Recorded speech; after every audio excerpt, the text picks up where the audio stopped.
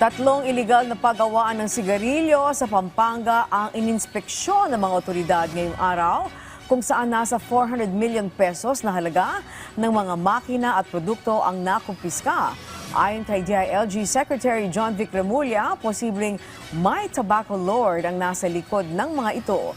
Si Ryan Lesiges sa sentro ng balita. Yes, Ryan. Angelique, may persons of interest na nga ang Department of the Interior and Local Government, DILG, kaugnay sa illegal na tobacco factories sa Central Luzon, partikular na sa San Fernando, San Simon at Mexico, Pampanga. Ayon kay Interior Secretary John Vic Remulla, bagamat hindi pa pinangalanan, pero dalawang politiko daw ang posibleng nasa likod ng illegal na paggawaan ng sigarilyo.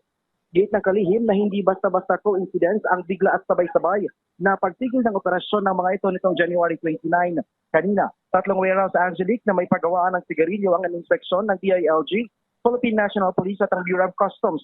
Wala nang naabutan na manggagawa sa mga factory pero naiwan sa loob ng mga warehouse ang kahong-kahong sigarilyo.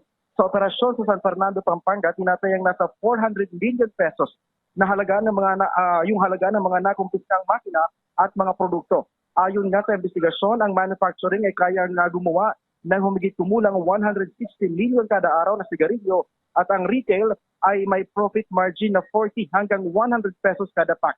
Kasalukuyang iniimbestigahan ang buong ecosystem mula manufacturing, distribution hanggang retail habang ang DIR naman, Angelique, ang hawak sa kaso laban sa mga tindahan.